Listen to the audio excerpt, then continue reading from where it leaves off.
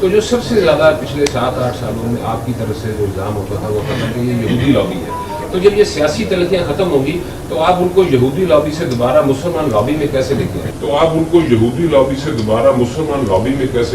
بسم اللہ الرحمن الرحیم۔ ناظرین، الیکشن 2024 کے بعد عمران خان کے تمام مخالفین اس بات کے قائل ہو گئے ہیں کہ عمران خان کے پاس عوامی طاقت بھی ہے اور سیاسی طاقت بھی ہے۔ رانا ثناءاللہ جیسے بندے کا یہ کہنا ہے کہ اگر عمران خان ہمارے ساتھ مل جائیں تو اس سے بڑی طاقت کوئی نہیں ہوگی۔ یہ ایک بہت ہی بڑا اعتراف ہے۔ مولانا فضل الرحمان سے جب یہ سوال کیا گیا کہ آپ نے کافی عرصے سے عمران خان کو جو ہے یہودی ایجنٹ کہا ہے، اب اگر ان کے ساتھ آپ کے جو ہے سیاسی اختلافات ختم ہو جاتے ہیں تو یہ لابی جو ہے مسلمان لابی میں کس طرح سے آپ کنورٹ کریں گے؟ بہت ہی چبھتا سوال تھا۔ مولانا فضل الرحمان نے اس کا کیا جواب دیا ہے، ہم آپ کو پہلے یہ جواب سناتے ہیں اور پھر سے بات کرتے ہیں۔ ہمارے چینل کو سبسکرائب کر لیں اور بیل آئیکن کو بھی پریس کر دیں۔ مفاد میں آپ عمران خان صاحب سے بھی مل سکتے ہیں یا ان کو شامل ہونے کی دعوت دے سکتے ہیں؟ دیکھیے، ہر چیز باوقار انداز سے ہو، اس میں کوئی شک نہیں ہے کہ 10 12 13 سال ہم ایک دوسرے کے بڑے مد مقابل رہے ہیں اور ہمارے بڑے تحفظات ہیں، اور ان کو اگر دور کیا جاتا ہے تو ہم سیاسی لوگ ہیں، مذاکرات سے بھی انکار نہیں کریں گے، اور مذاکرات کے لیے اگر ماحول بنتا ہے تو اس کی بھی حوصلہ افزائی کریں گے۔ ہم کوئی مستقل جھگڑے اور جنگ اور تلخیاں اس کو باقی رکھنا نہ ملک کے مفاد میں سمجھتے ہیں نہ ہماری سوسائٹی کے مفاد میں ہے۔ آپ کی طرف سے عمران خان کے لیے جی، آپ کی طرف سے سر اوپن ہے عمران خان کے لیے، سر یہ ذرا واضح کیجیے گا کیا اگر آپ کو ضرورت پڑتی ہے یا آپ حضرت میرے پاس ان کے 2 وفود آئے ہیں، اس کے باوجود ان کے لوگ جو ہیں وہ مجھے مسلسل مل رہے ہیں،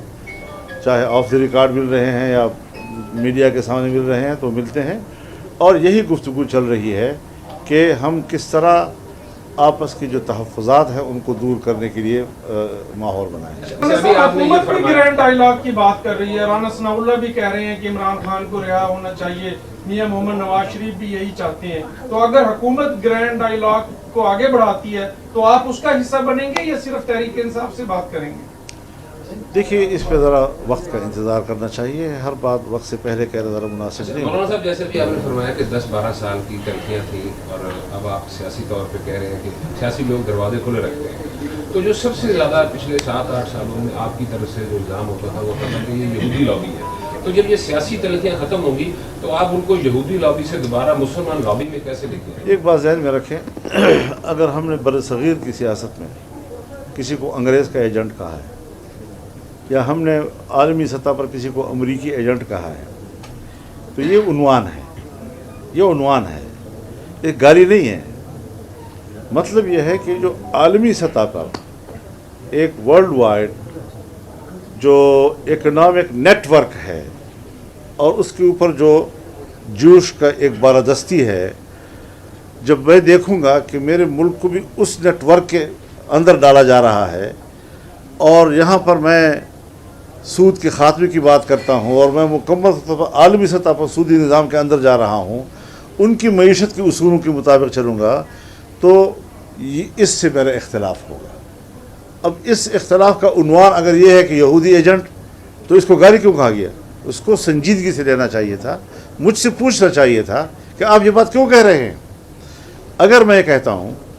کہ قادیانیوں کو دوبارہ مسلم سٹیٹس پاکستان میں دینا یہ میرے تحفظات ہیں،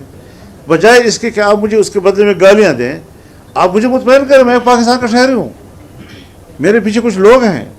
ان کی ایک سوچ ہے، ان کے تحفظات ہیں، میں ان کی نمائندگی کر رہا ہوں۔ اگر میں کہتا ہوں کہ پاکستان میں مغربی تہذیب کو فروغ دیا جا رہا ہے اور ہماری اسلامی اور مشرقی تہذیب جو ہے اس کا خاتمہ کیا جا رہا ہے، اس کے بدلے میں گالی دینے کی بجائے مجھ سے پوچھا جائے، مجھ سے بات کی جائے۔ سیاستدان کا کام یہی ہوتا ہے۔ اگر میں نے آپ کے اوپر کوئی اعتراض کیا ہے یا آپ کے ساتھ میں نے کوئی ایک تحفظات کا اظہار کیا ہے تو آپ کا فرض بنتا ہے کہ آپ کہیں فضل الرحمان یہ بات آپ کیوں کر رہے ہیں مجھے،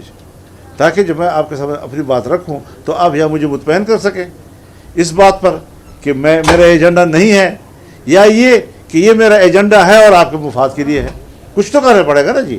تو یہ چیزیں جو ہے ان کو سیاسی طور پر ہم لے رہے ہیں، اور آج جب ان کے لوگ آئے ہیں، اگر یہ لوگ 12 سال پہلے بھی آتے تب بھی میرا یہی ایٹیچیوڈ ہوتا، اور اگر آج آئے ہیں تب بھی میرا وہی ایٹیچیوڈ ہے۔ نظر اس بات میں کوئی بھی شک نہیں ہے کہ مولانا فضل الرحمان جو اپنے بیانات کو بدلنے میں بہت ہی ماہر ہیں۔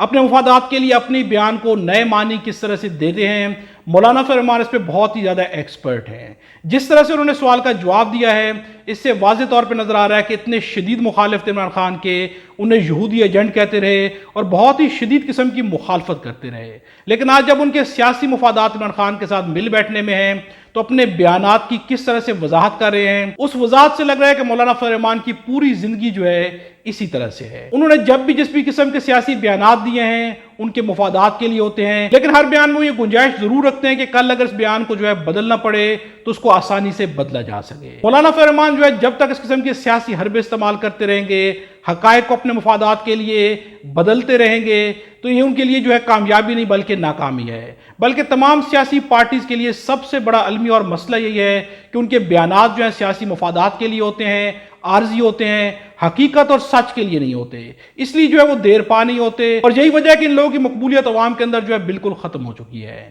اگر یہ لوگ جو ہے حقیقت کے اوپر قائم رہتے، حقیقی طور پہ بیان دیتے، ان کے پاس جو ہے بیان جو ہے وہ کسی نظریے کے بنیاد کے اوپر ہوتا تو عوام آج ان کے ساتھ کھڑی ہوتی، لیکن یہ لوگ جو ہے سیاسی طور پہ اس طرح سے رنگ بدلتے ہیں کہ ان کے بیانات کے اوپر جو ہے عوام کا کوئی بھی اعتماد باقی نہیں رہا ہے۔ مولانا فضل الرحمان جو ہے کیا کل عمران خان کے خلاف رہیں گے یا عمران خان کے ساتھ رہیں گے؟ جب ان سے سوال کیا گیا کہ کیا آپ گرینڈ ڈائیلاگ کے لیے جو ہے نواز شریف کے ساتھ مل کے بیٹھ جائیں گے، تو انہوں نے بہت ہی سیاسی جواب دیا کہ یہ وقت بتائے گا۔ مولانا فضل الرحمان کی ساری سیاست جو ہے اپنے ذاتی مفادات کے لیے اور وقت کے اوپر ڈیپینڈ کرتی ہے۔ اپنی رائے کا اظہار جو ہے کمنٹس پہ ضرور کیجئے گا۔ خدا ہم سب کو اور ہمارے وطن پاکستان کو اپنی حفظ امان میں رکھے۔